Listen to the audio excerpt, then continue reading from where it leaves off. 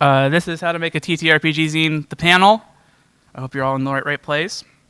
And you might be wondering, who am I? Why should you care? I am Grayson Davis, he, him, game designer and copy editor in real life. So that, interested in professional, maybe more so than being, having made a zine here. I've also worked professionally kind of in publishing spaces, so I've seen how some of that works as well. This is something I made last year. It's That Rug. It is a kind of mystery horror game where the world map is generated using one of those childhood city rugs that you crawl around on. And you can buy it on. My friend has a little zine publishing place, Critical Lit Publishing. You can buy it there if you want. Why are we here? We're gonna talk a little bit about, what is a zine? So kind of traditionally, we're talking about, small printed paper booklets, not a lot of pages, 64 on the top end, but they can be 8 pages, 4 pages. We're talking about things that are kind of bespoke, traditionally bespoke, handmade, locally distributed. These are the things you see in just little kind of free racks around, cool bookshops or music stores. Traditionally, again, kind of free or not-for-profit. We're talking not expensive things to make. And the imperfection, the amateurness of it is kind of the point. These aren't like super polished, produced books. Within RPGs specifically, this has kind of grown a little fuzzier. These are things that a lot of small publishers will kind of use as their main mode of distributing a game. So the money aspect in RPGs is a little bit more present, kind of front and center. But even then, we're talking, these aren't huge hardbound books. These are not things that are bought and sold for a lot of money. So why would you want to make a zine? Obviously, first of all, you don't need me to tell you why you should make one. You can make it for whatever reason you want. I think it's kind of nice, it sounds like an old person thing to say, but these days to kind of have a physically distributable little thing you can bring to a friend, bring to a game store. It just has a little real world weight and kind of power to it where, you can just hand someone a game and say, hey, what do you think about this? Do you want to play this? As opposed to sending them a link to a PDF, which just feels very ephemeral. And it's just something that you have and can keep and you can store it and you don't have to worry that a link is going to go down or your Dropbox account is going to get deactivated. And then obviously you can also do it to learn a skill. If you're somebody who's trying to learn InDesign, you want to learn how printing works. This is a great little project that you can use to kind of build those skills or give you kind of a practical thing to work with. And I'll say this is not a great thing to do if you're interested in making money. If you're somebody who's like, I got $1 million zine idea, you probably don't, I'm afraid to say. As I said, in RPG specifically, this has gotten a little fuzzier. There's maybe some people make a little bit of walking around money with a zine, but first and foremost, these are kind of, again, hobbyist, enthusiast things. Do it to make something, to learn something. Have an idea that you feel good about, and then any financial stuff work out later. And then kind of what's the roadmap here? We're going to kind of talk about the 3, just like start to finish. How, if you wanted to make a zine, how would you go from idea all the way to a printed thing in your hand? So there's kind of 3 main stages of that. You have the manuscript, you have the layout / kind of the design portion, and then we're also going to talk about production, aka for most of these printing. So the hope here is that with some context, if you've never done this before or you're curious about it, you'll now have a little roadmap of how the whole thing works. You're not going to maybe be intimidated. Some parts of it may not seem so mysterious, and you'll just have a little bit of some runway to work with. And then we'll have a little bit of resources. We'll talk about some resources you can use, and then we'll have time for a Q&A. So if you want me to clarify anything kind of in the moment, feel free to raise your hand, but otherwise we'll have plenty of time at the end for any other questions you might have.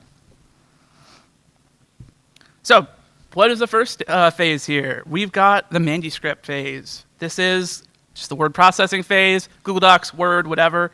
I will say even this, if you're somebody who wants to do something as a design project, strictly as a design project, if you want to make it almost an activity for yourself, just literally fold up some blank pieces of paper and kind of fill it in almost like an activity. Don't, if that's what you're interested in, don't even feel like you have to even write a manuscript to start. But I think if we're talking about games specifically, probably a lot of us either have an idea for a written game or have a Google Doc somewhere with a game in it, and we want to bring that into some physical design zine. I'll emphasize, this is not really like a game design panel. If there's like a lot of interest in that, maybe we can talk a little bit in the Q&A section. But I do want to emphasize that a lot of stuff occurs here. Obviously, you can do like initial outlining, brainstorming stuff. You'll have your first draft. You can do playtesting. You can get reader feedback. You can do copy editing. There's a whole lot of stuff that occurs in this phase or can occur in this phase. So if you're somebody for whom like the manuscript is really an important part of your game, if you're really trying to get those words right, you might spend the vast majority of your time in this kind of manuscript phase, where it's just so much easier to edit text, move paragraphs around, that sort of stuff. So we'll be kind of moving into the design and production phases, but don't feel like you have to rush there. It just gets harder to edit something the closer it gets to like a finished printed zine. So, get comfortable here, stay here, until you got a nice, comfortable 1.0 that you're ready to kind of move into the design and the printing with. But I think for a lot of people, the kind of layout/design part is where you might hit your first kind of speed bump. This is where you might just get into a field you know less about or you know nothing about, and you just start to have questions. You're not quite sure how to move forward. This will be like kind of the design phase. You might see the phrase desktop publishing as well, kind of an industry term. Like Adobe InDesign is desktop publishing software. So these are just some phrases to be aware of. This is the literal laying out of the pages as you want them to appear when printed. And again, this is where a lot of people will be like, well, I've got a game. I've play tested it. I want to put it into a kind of zine format. And this is where just like, it's just a wall that you have to kind of get past. But we'll kind of walk through this a little bit. And kind of my approach here, this is kind of leaning into some advice, is there's two approaches here. One, I would say go as simple as you need, especially for zines. These are traditionally handmade, very bespoke, amateur art. It's designed. It's supposed to be something that kind of becomes physical as soon as possible. So you can literally do the old-fashioned. You could hand letter, hand illustrate something, take it to Kinko's, make physical copies of it. You can use, if you know how to use Word and you like Word or Google Docs, you can use that. There are zine templates for PowerPoint. There's a lot, take what you know and are comfortable with, and you can start there. If it meets your goals, if it does what you need it to do, don't feel like you have to learn like complicated software. But of course, there's also the professional level skill building stuff. Obviously has a steeper learning curve, gives you more flexibility, more power, and for some of you, you might want a kind of portfolio piece, or you might want something to learn a piece of design software with.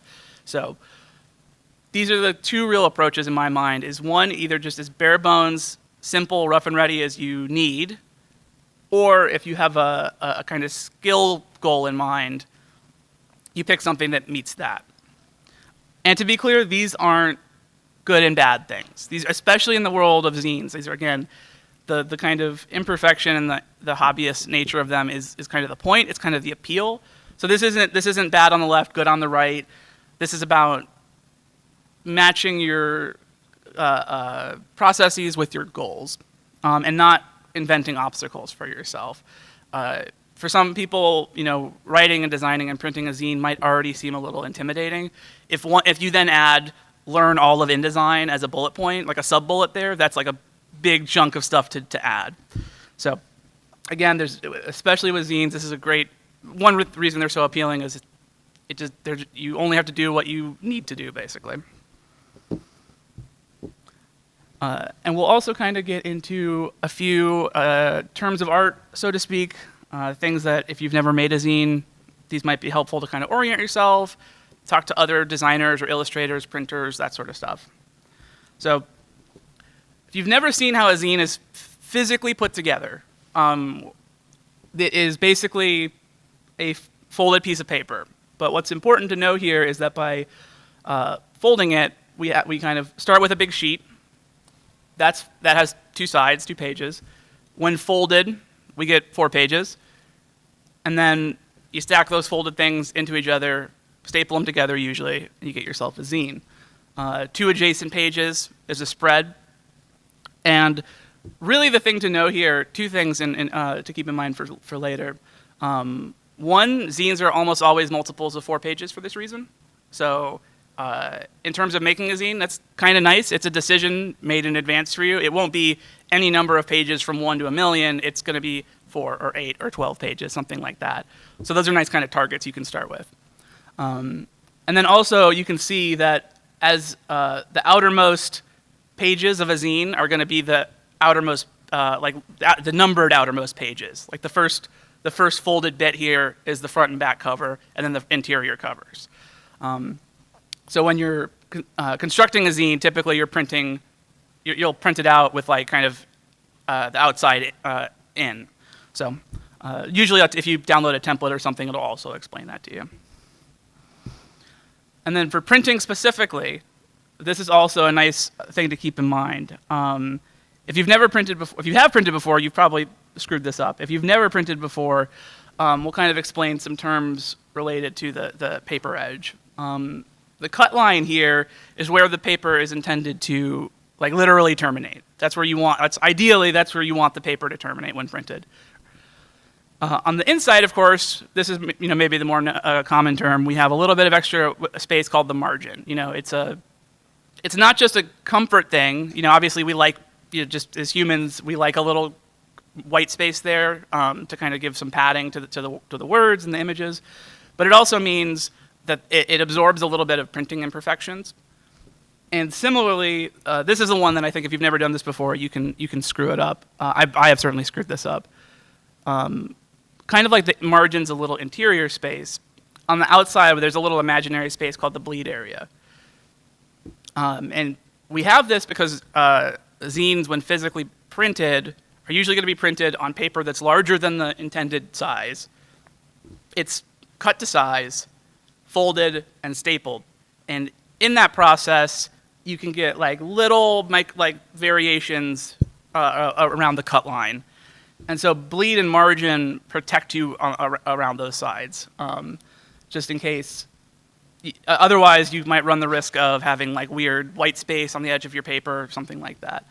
So just the thing to keep in mind is if you have any design aspect of your zine that is intended to touch the edge of the paper, you want to make sure it goes a little bit past that, and then there's a little bit of wiggle room on the inside. You can usually just Google guidelines for this stuff or whatever you wind up doing. If you decide to learn InDesign and you're like, what's a good margin, what's a good bleed, you can take whatever size of zine you're working with and get some recommendations. But it's this is something that, again, if you don't do this, you're going to get to printing and realize your printing is a nightmare. So. And similarly, I think if you've never done this, you're immediately also going to run into like paper sizing. This can also seem intimidating. You'll go to a printer's website and they're going to be like, "What size paper would you like?" And there's going to be a million like A3, A4. There's going to be tabloid, legal, letter, all these things. The real quick explanation of all this is the A3, A4 sizes and et cetera. Those are international standards. All the kind of specific names are going to be traditional US standards. And it's a creative decision. Frankly, though, the easiest thing is just pick 5.5 by 8.5, which is a folded letter paper, like a normal printer paper sort of size. That's a lot of zines you're going to see out in the real world look like this. It's a nice portable size. You can stick it in a backpack. You can print this at home. You can print this at Kinko's. If you're just like, I've never done this before, what's a good size to start with? I would just literally take 5.5 by 8.5. And it gives you just the most flexibility in terms of how you can actually get the thing made. You can hand make it. You can just take 4 sheets of printer paper, fold them up, and then you got yourself a zine. And then we're going to go into the design aspect now. If you've never, we've oriented ourselves a little bit here, and now you're like, all right, well, how do I fill in 32 blank pages or 16 blank pages? And the industry term that I think is very helpful here, even if we're kind of doing this at a hobbyist level, is what's called a flat plan. What you can see here is just the pages laid out in this little grid, start to finish, front cover all the way to back cover. And what we're going to do here is just kind of start sketching this in. And we'll have a little demo of that in a second. But we're not flowing in like specific text or images yet, but we might just literally sketch in title page, character creation.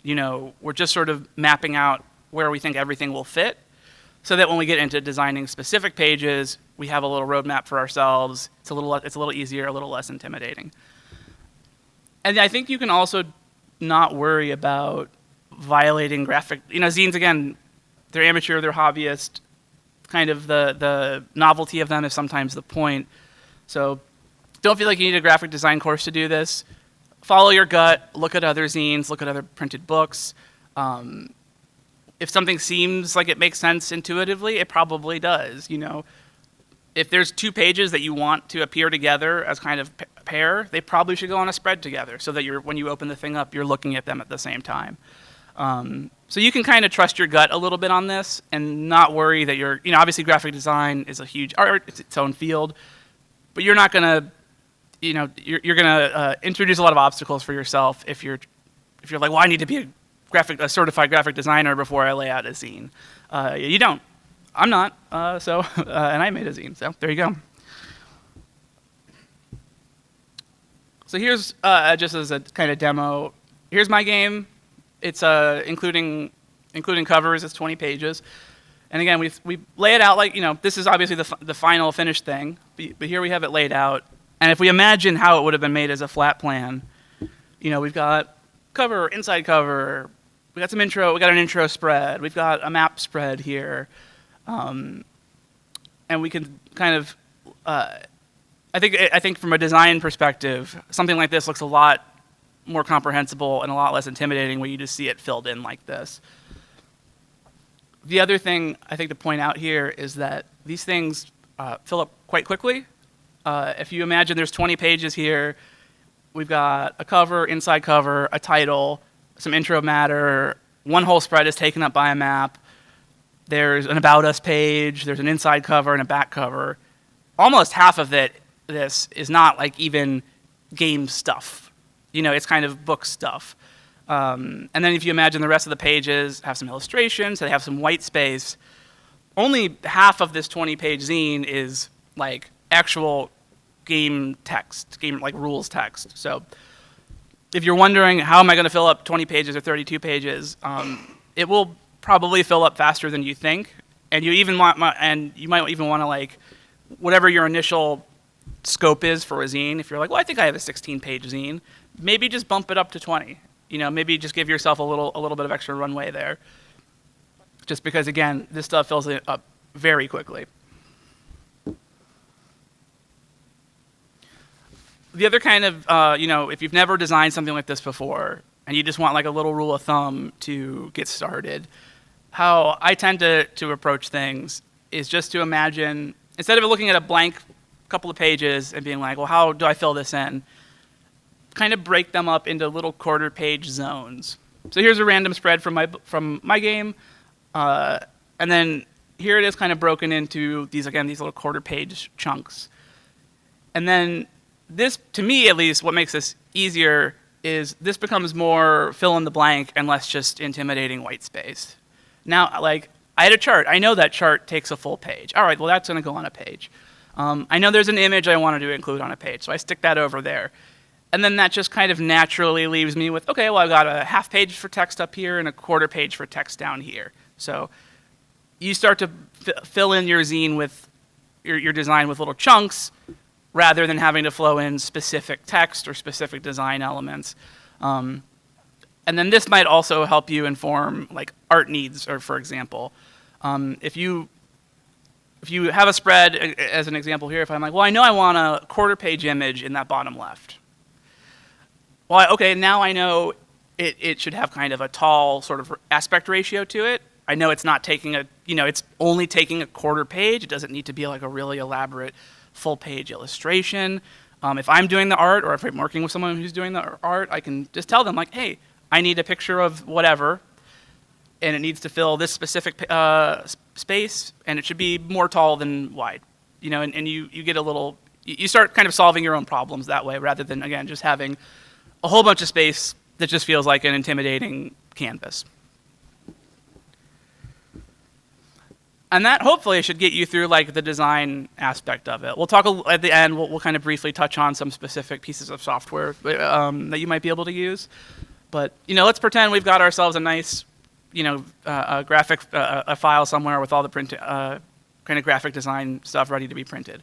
All right, we're going to go into the production, which could include digital sort of distribution. It could include non-printing stuff.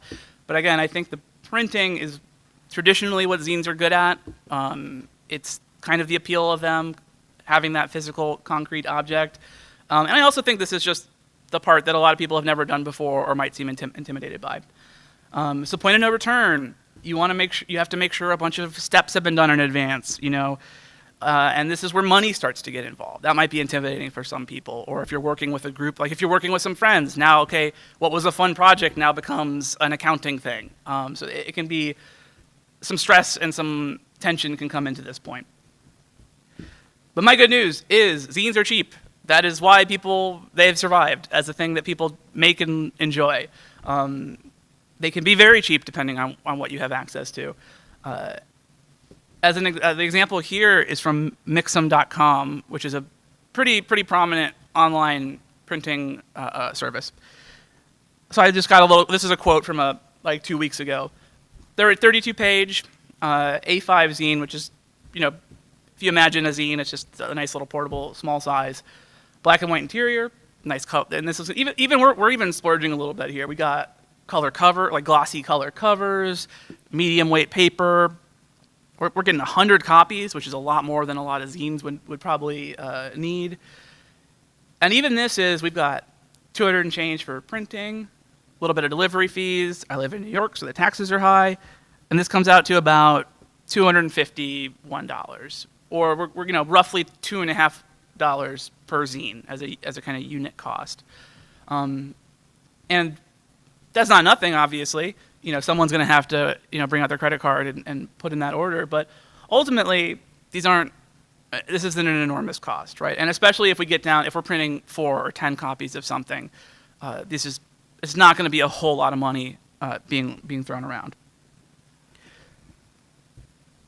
And then there's even more good news. Even printing, it is not that hard.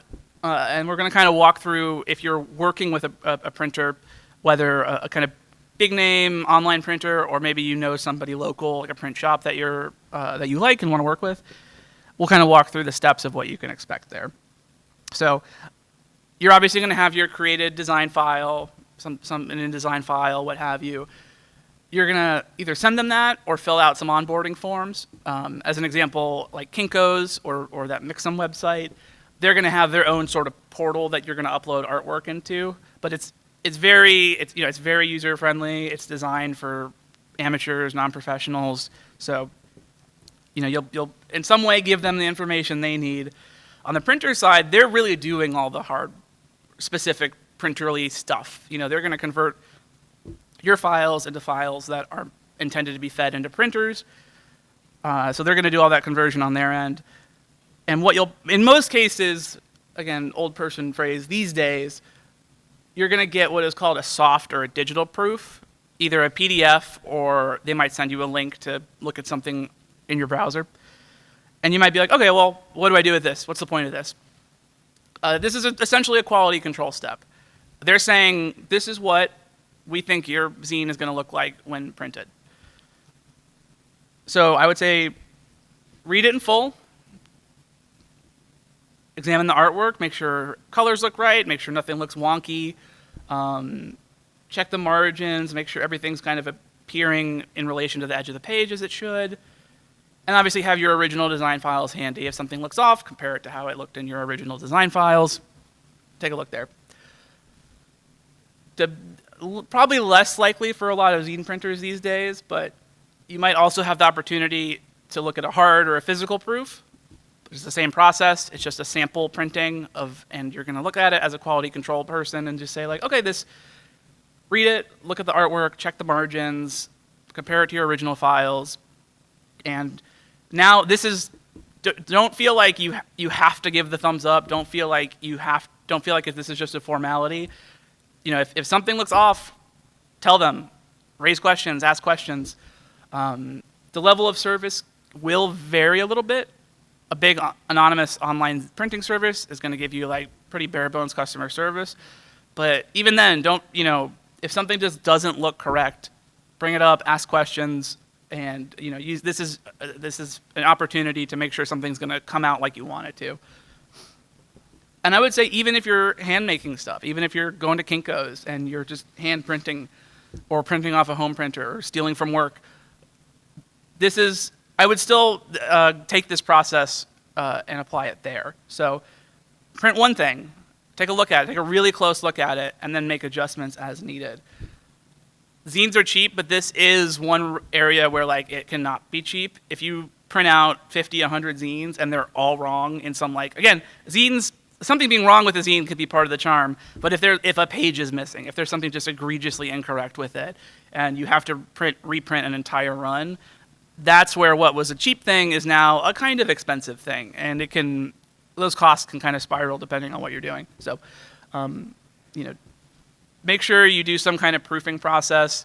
At the very least, again, even if you're printing 4 copies out at home, start with one, take a close look at it, and then tweak if you need to.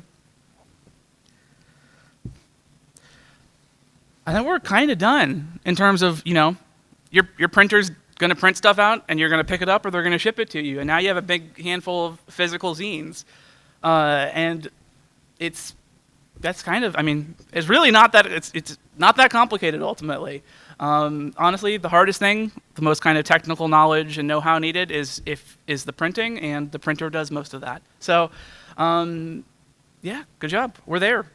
I will say, though, there is a secret fourth step, which is if you're selling your zine, you have to give it to your customers at some point. We won't get into this in detail, but I think, again, if you're someone who's looking to sell a zine or distribute a zine in any way, this is also not very hard. Another advantage of zines, again, why they've persisted and why they're still a very popular format, is they're paper, they're small, they're lightweight. You can send them through the post office. You can do media mail, flat rate sort of shipping. So obviously if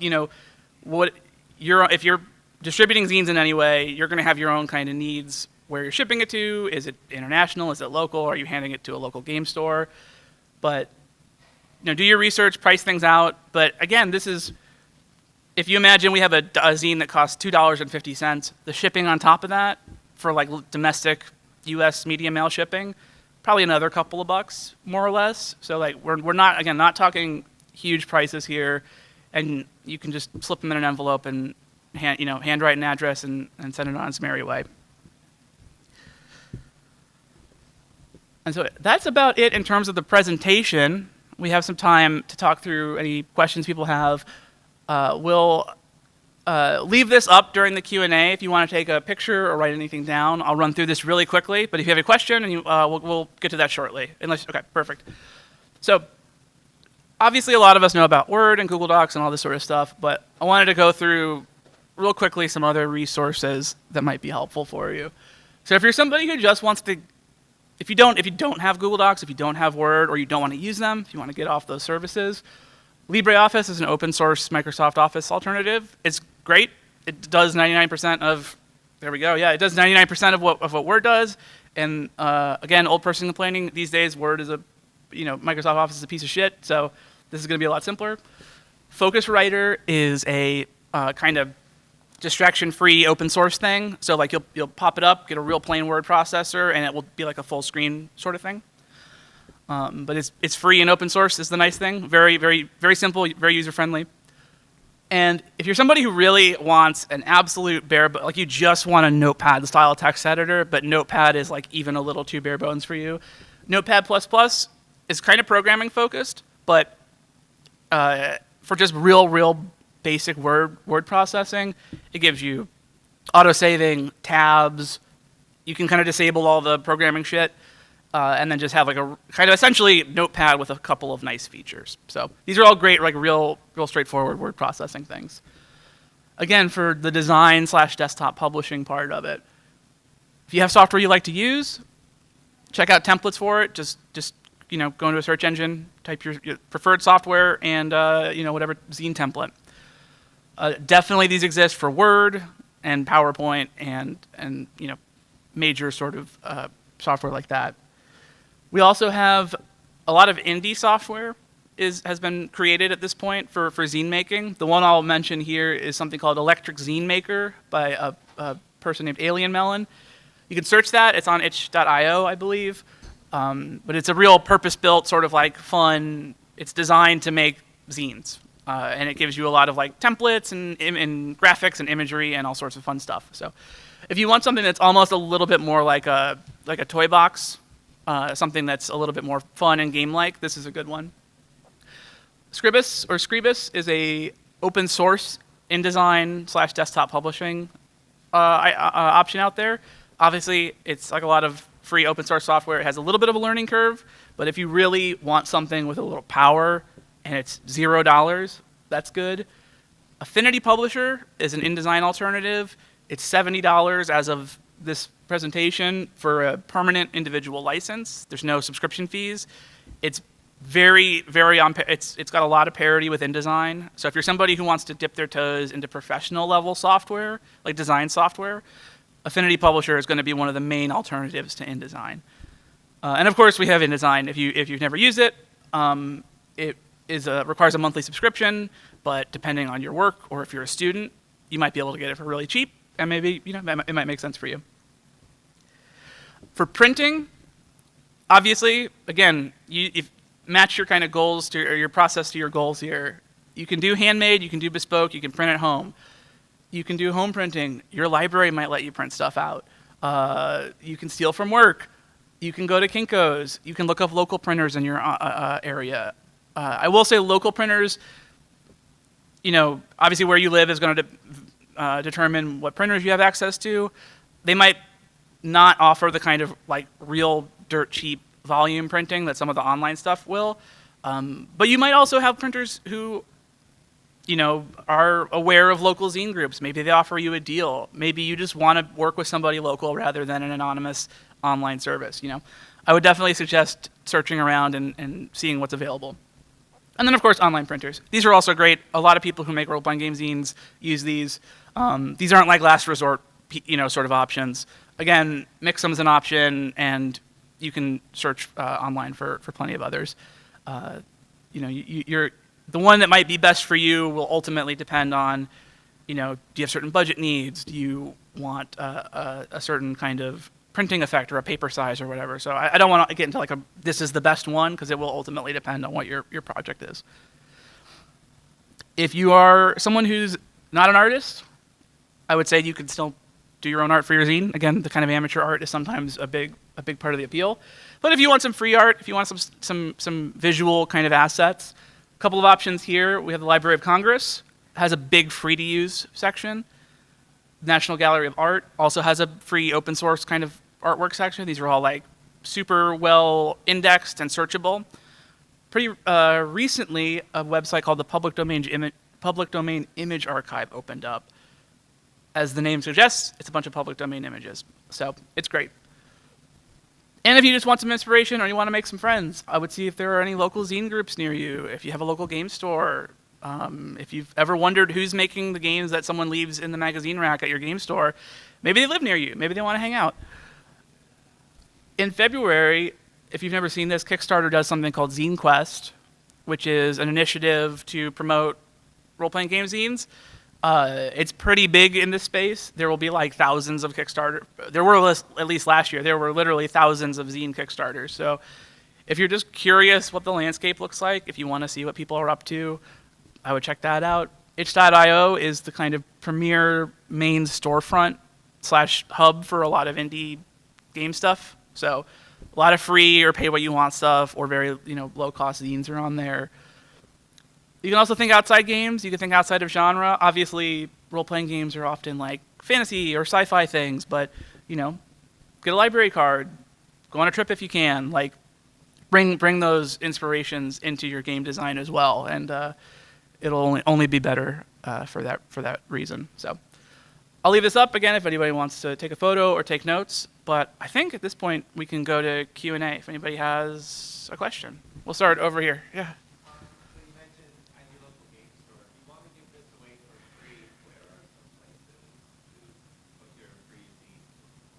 Great question. If you want to distribute things for free, online, we'll just briefly mention, obviously you can distribute it online. Yeah. In physical, it will, you might have to just talk to your local game store manager. Maybe your local library has like a zine or pamphlet or newsletter sort of section. I would just walk in and have a handful and say, hey, I'm looking to put this on a rack somewhere. Can I, and if they don't have one, maybe they'll think about it now that you're asking about it.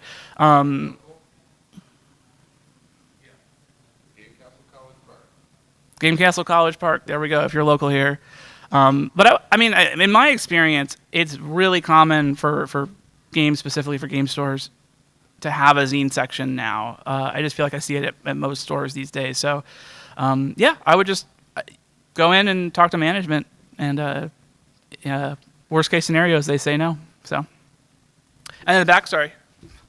Yeah.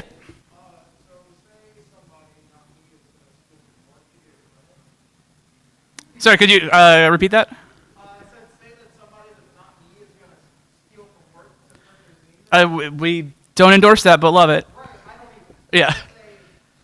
For conversation, hypothetically, yeah.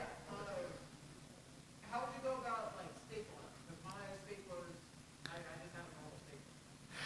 So you're gonna pretty much the idea is that you're gonna staple before folding to get that nice like the staple will be kind of parallel with the paper as opposed to top down. Like you would like if you were stapling like a paper for school, you stack all the paper together, right, and then you staple on top of that. So for a folded zine, you're gonna try and hit the center, what would be the kind of spine. Yeah, and but for a regular, but you're talking about like a regular desktop stapler. Well, I'm wondering if there are other. Well, yeah, there's like a top. Yeah, there's.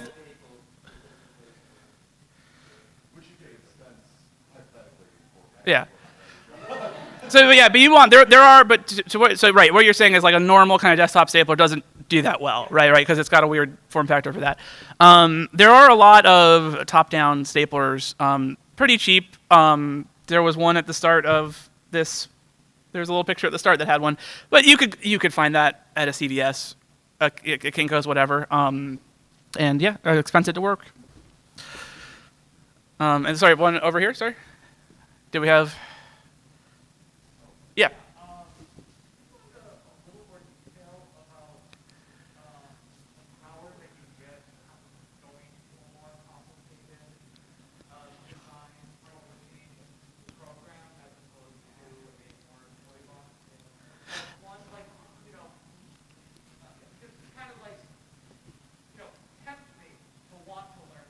Sure. Show me what rewards are available. I'll answer this, and I'll answer this two ways. The first way is I think, in the ethos of zines, I would say don't bother. If you have an idea and it works best with a simple execution, go with that. But okay, let's say I'm a Affinity Publisher sales guy, and I'm like, here's why you should spend $70 on Affinity Publisher. I would say if you're thinking of if there are real particular kind of design visions you have, if you're like, well, I really need like a certain kind, like I want like a nice digital gradient on a page. I want like things to appear just so. It'll be. I have maybe like just a real particular visual design that is not well served by like images in Word, right?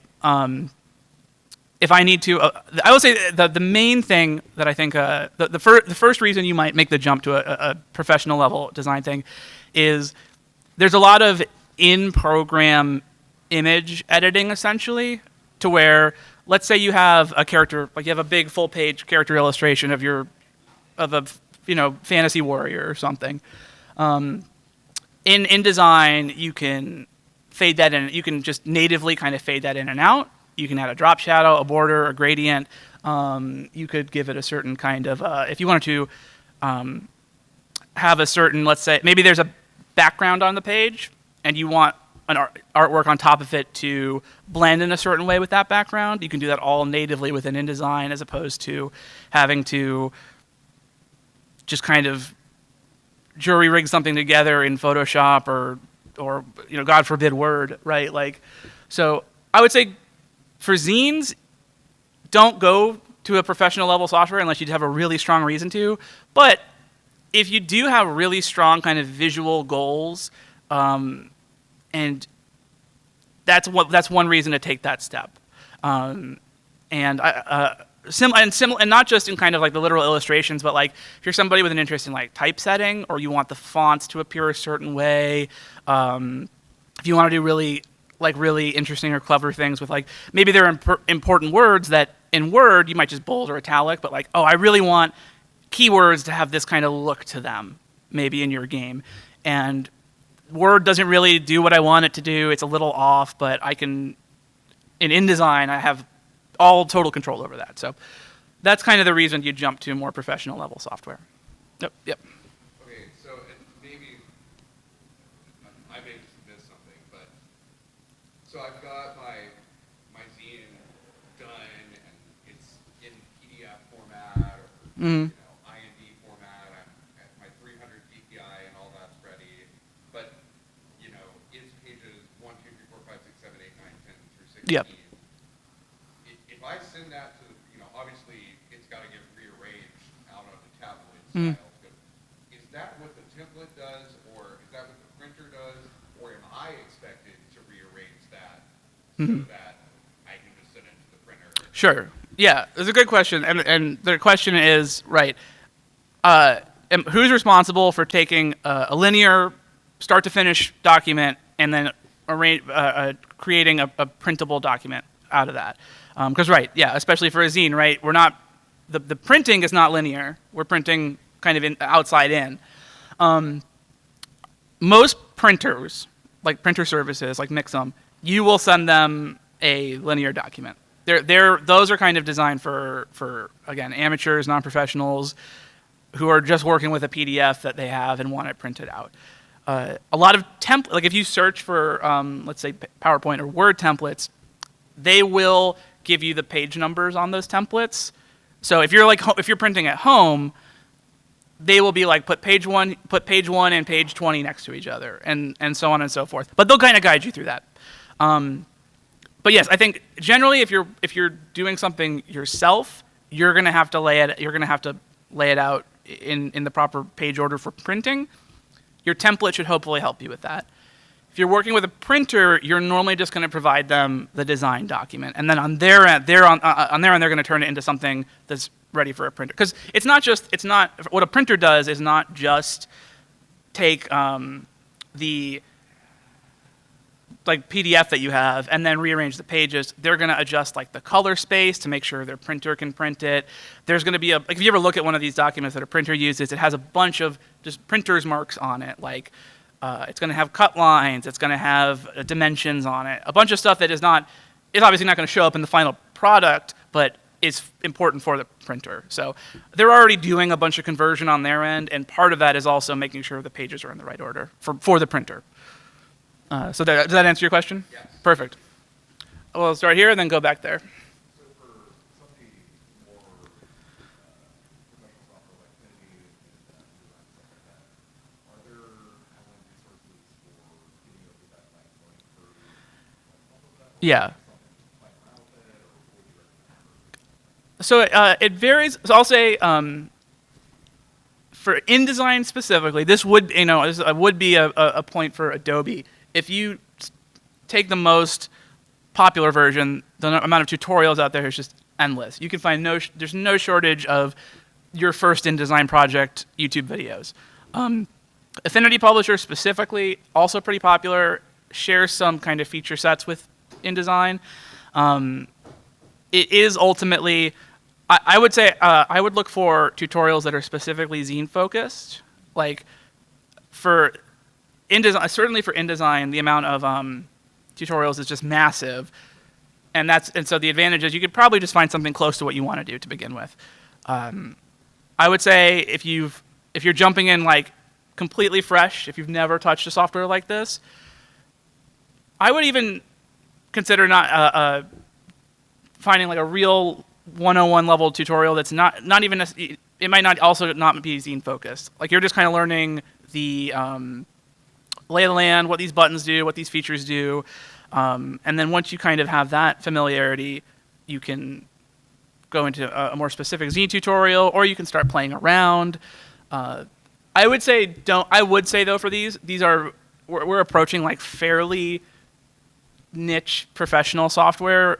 They aren't sandboxes, they aren't like, toys. So you could, if you're somebody who likes to play around in software and learn how things work, that's great, do it, feels good, but you could probably spend 10 hours clicking around InDesign and then be like, well, I don't know what the fuck I'm doing. So I would definitely start with a tutorial. There's a lot of free ones. And if you're somebody who really wants to guarantee you have a kind of learning path, I guess, that would be one reason to look for the more popular options like InDesign.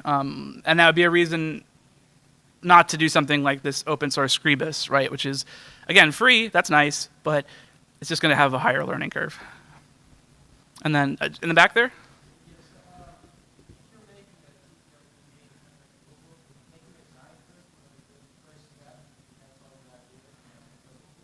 Yeah. So the question is a zine a good like first step for making a larger project? I think that's another really good reason to do this is you can kind of make like your own, let's say, quick start sort of game, or just a real bare bones. Like if you have let's say you're making like a big sci-fi RPG, and you're like, well, I know that my end goal is to have like a bunch of like items and equipment and spaceships or whatever, but I really want just to test my like basic sort of mechanics. So it's like, okay, here's character creation, here's some like resolution mechanics, let's say, and then in some future version of this, it's going to have spaceships and charts and stuff, but we don't need that for now. So a zine's a really great way to do that. Again, I think it kind of lets you start to see your idea as an actual game. You can bring it to a table. You could just literally give it to your players, and no one has to have iPads or laptops out. So I think that's a really great reason to do it. Yeah. We'll start here. Question in the really same vein that will also have the second part. Would this probably be like a good format for like printing out one shot with everything it needs as well as like stats, or do you think it might be too small? No. So the question is this a good for one shots? So like adventures, modules, stuff like that. I think again, this is a really good. It's a really good idea. It's a really common use of the zine format, especially off the top of the head. The example I think of, if anybody plays Dungeon Crawl Classics, you're gonna see a lot of like real bespoke, like small run adventures that are released as zines. Normally, you can go to a booth somewhere and they'll just be like a big magazine rack full of little printed adventures. And again, though, this is a great way if you have a game, Dungeons and Dragons, Pathfinder, or whatever, that it has core books that are already nice and professional and nice hardbound printing things, but you're somebody who makes adventures or you make supplements for existing games. This is a great format if you want to take that idea and have something physical, but within your means, without having, again, to publish a really expensive hardbound thing. And again, zines can be 4 pages. They can be longer than that. They're really flexible in terms of how, no matter how small or even to some degree large your idea is, you can make a zine for it. And then the second part of that question, do you know of a way to kind of outsource the whole design process? If I had one shots already made, Mm-hmm. because I have quite a lot of them and would really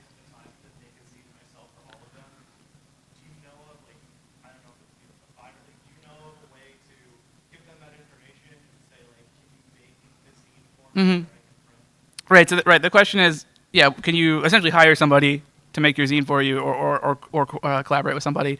And maybe we can talk a little bit about like, if yeah, sometimes you'll have a project like this and you'll work with other people. I will say specifically because zines are so common in the role-playing game space, there's no shortage of, if you go into Discords, forums, communities, Fiverr. I'm sure there are Fiverr designers who would do this. I'm sure you could find people who would be willing to lay something out for you. Obviously, if you're hiring someone to do that, there's going to be money involved. We're going to start to get into a transactional sort of professional thing. But I mean, certainly if you're willing to throw somebody a little spare cash, they'll do it for you.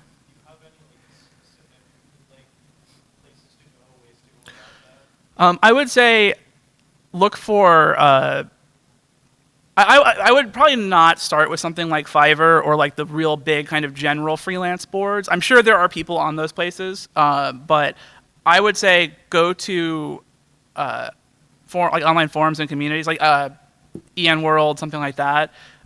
See if there's design kind of areas for that. I mean, I had somebody literally at MAGFest hand me a card. They're a literal zine designer. So I would say it'll depend a little bit on the game you're making making a zine for. But I would just go to like the main hub for that game, and you can find people. But I guess to answer the question directly, I'm not aware of like a specifically TTRPG focused like freelance sort of hub. Unless does anybody else? I mean, something I would add on to that is if you go on itch.io, there are people who will sell specific templates. That's true as well. Yeah. Like I know, like the TTRPG Lancer, I've seen people sell templates to games. Your adventures look very similar to the way in which the official rules line everything up. And so then if you found a template there that you thought looked good, you can contact the person and go, hey, I like your work on X. Would you be interested in doing something for my game? Yeah, and I think kind of generally speaking, this will require a little shoe leather work. Like you'll probably just have to email somebody and say, "Can you do this for me?" I'm not aware of anything where you can just kind of put a Word document out into the void and somebody picks it up and makes it. It is still going to be a little bit hobbyist, a little bit like emailing people, just and asking if they're available. Anything else we got over here? This isn't a question, but more of something to note about Adobe. Mm-hmm. They changed their terms of service last year, and to use their products, you have to agree to let them train their AI generation with your work. Something important I felt to just know. Yes, I think again, it's a great point, and a reason to get into these free open source sort of or not again, or even corporate alternatives in some cases, is to get off platforms that you might not feel are aligned with your ideals, or maybe over time you don't trust them to kind of maintain a good product. So these are. A new project is also a good opportunity to be like, well, maybe it's time for me to get off Adobe or get off Microsoft or something. Yeah. Yeah. I've got some projects trapped in the Adobe void right now because I won't accept the terms and conditions and trying to figure out how to get those out. So I just wanted to put that warning out there for everyone if they feel as strongly against AI as I do. Yeah, exactly. Anything else? Sure. Just sort of jumping on that note, do you see any encouragement or see any pushback about the use of union versus non-union print shops? I would say there are, so obviously, if you're as an individual concerned about that, if you really want to support certain shops over others, that's certainly something to look out for in your research. I would say, I guess in terms of like, if I use Mixum.com, for instance, which I don't believe is a union workplace. Yeah. Will some people kind of turn their nose up at that? I'm not aware of anything like that. I think unless like obviously, we can't predict the future. If you're using a service that is like currently in a particular kind of in particularly hot water or in some kind of scandal, maybe that's no good. But I've never seen a booth, like been in a convention and have someone go like, was this zine union made? But that said, it's a great thing to support, and if you can put, if you can put your, put that little stamp on your work, then that's always a plus. Yeah. How would you go about looking for or finding local zine groups? That's a great question. How would you find local zine groups? I would say again, if you have a local game shop and they have a zine rack, just pick them up and see, look at the names in there. Probably there's some contact info. Obviously, besides the, just like search engine stuff, see if you have local discords or forums or anything. Like a meetup would be another thing to look at. Kind of go into instead of just specifically Googling, zine groups in my area. Go into the more general sort of meetup. Go into maybe the more general but meetups for your little whatever community you want to investigate. And I would again, there's some shoe leather aspect to this where you just gotta ask like, hey, does anybody here make zines or want to make zines? It's a good kind of, especially for people who are jumping into it, it's a nice kind of project-focused meetup. You can go to a coffee shop or a bar or whatever you're comfortable with, and you could just, especially for the handmade stuff, you could be like, hey, I'd love to get a group together that wants to start putting together some, whatever game you want to work in. Does anybody want to hang out and, I don't know, color? Like, it's essentially what it is. But you can also kind of be the leader in this kind of community space if you find that you're the only or the first person to want to do this. We're kind of approaching the end here. Any last questions, thoughts? One more? Yes. Are there any stipulations or things to keep in mind when using public domain art for free? So I'm not a copyright lawyer, but public domain, there are no stipulations. It is in the public domain. That said, you will notice that like this Library of Congress, a lot of that is public domain. It's old images. It's just literally hundreds of years old. But you'll notice it's /free to use. So in a lot of cases, I would double check that license. A lot of times it will be, the answer is no stipulations, no license required. You can use it royalty free, no permission, etc. But yeah, definitely take a look at like if you're looking at artwork that's maybe produced with with a Creative Commons license. Sometimes that will be free to use but not for commercial product, or free to use with attribution, or free to use but you can't adapt it. So you gotta just do your investigation there. Again, original art and true, no question, public domain art is going to be the most worry-free, do whatever you want with it sort of work. But there's I don't want to sound like you have to do that. There's a lot of free, either Creative Commons sort of licensed stuff, or just a lot of royalty-free artwork online now, because it's everyone needs a bunch of content for everything they're making. So there's a lot of options for it now. For context, adaptation would be alteration. Pretty much, yeah. Obviously, just real basic resizing is probably not considered adaptation, but if you're cropping it, if you're rotating it, adjusting colors or anything like that, and obviously anything beyond that to kind of alter how something looks. And I think we're about at time. Thank you all for coming. Thank you very much.